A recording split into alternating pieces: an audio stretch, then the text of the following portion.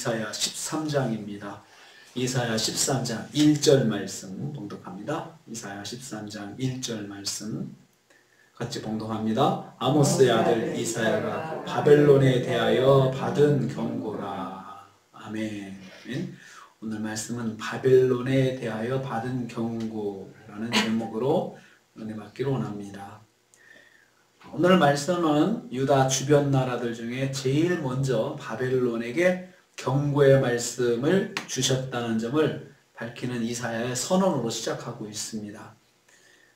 이사야가 이 하나님 말씀 전할 때 바벨론에게 먼저 경고를 전하고 있습니다. 이사야가 받은 경고의 말씀입니다. 지금까지 하나님은 평화의 메시아 왕국의 도래와 유다와 만민 구원의 말씀을 해주셨습니다. 하나님의 택한 백성들과 하나님을 진실하게 의지하는 백성들을 향한 말씀이었습니다. 그게 12장까지의 말씀이었습니다. 이제부터는 하나님을 믿지 않고 우상을 섬기면서 진정한 주권자인 하나님을 알지 못하는 자들에게 심판이 있음을 말씀하고 있습니다. 경고의 말씀이라 했습니다. 무서운 심판이 있음을 알려주시는 것입니다. 그들이 심판받는 이유는 주로 교만함과 연관되어 있습니다.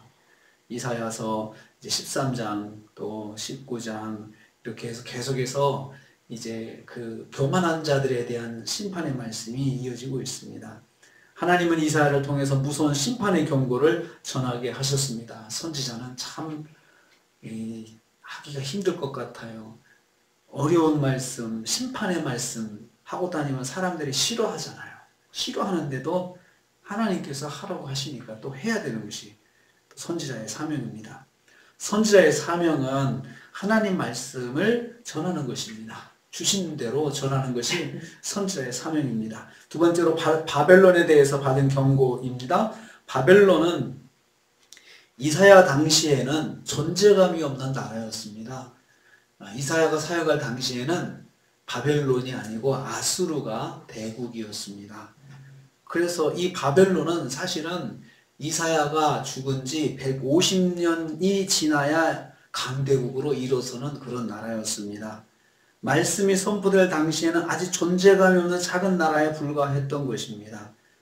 그랬던 이 바벨론이 앞으로 하나님께 큰 심판을 받을 것이다 라고 말씀하는 것입니다.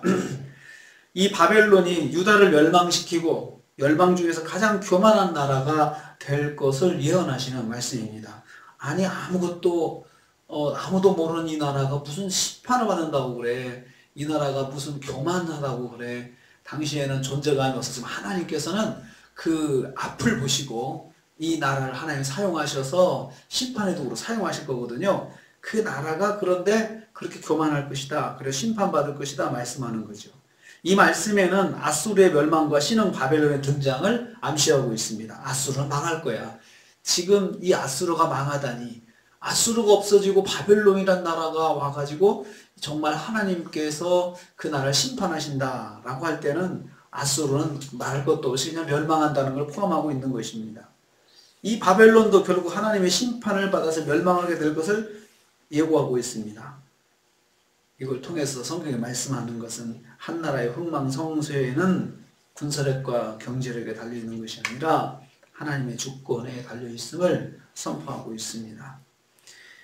여호와 하나님은 역사 속에 나라의 흥망을 주관하십니다. 그래서 그냥 나라 하나 망하게 하는 건 하나님께는 아무 어려움이 없는 일입니다.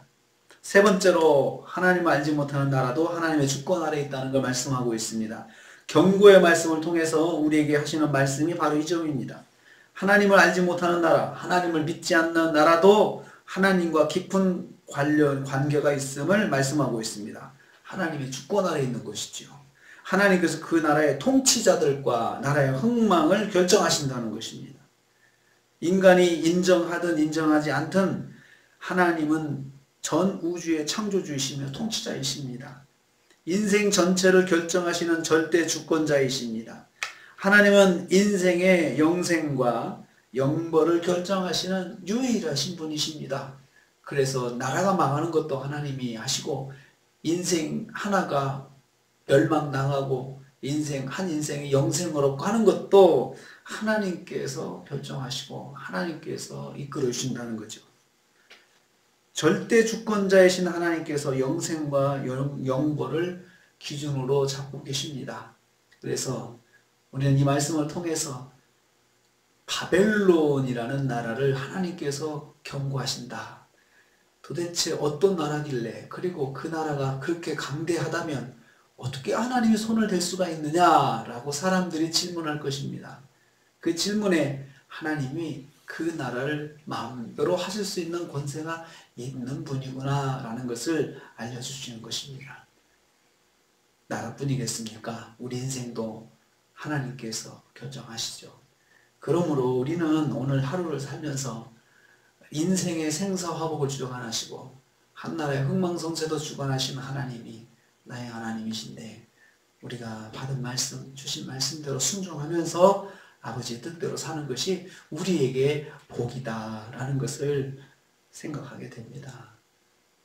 나라를 망하게 하는 것도 흥하게 하는 것도 하나님의 권세 아래, 인생이 흥하고 망하는 것도 하나님의 권세 아래 있음을 깨닫고 오늘 하루 하나님을 의지하고 하나님 붙잡고 승리하신 하루가 되시기를 주님의 이름으로 축복합니다. 주님 감사합니다.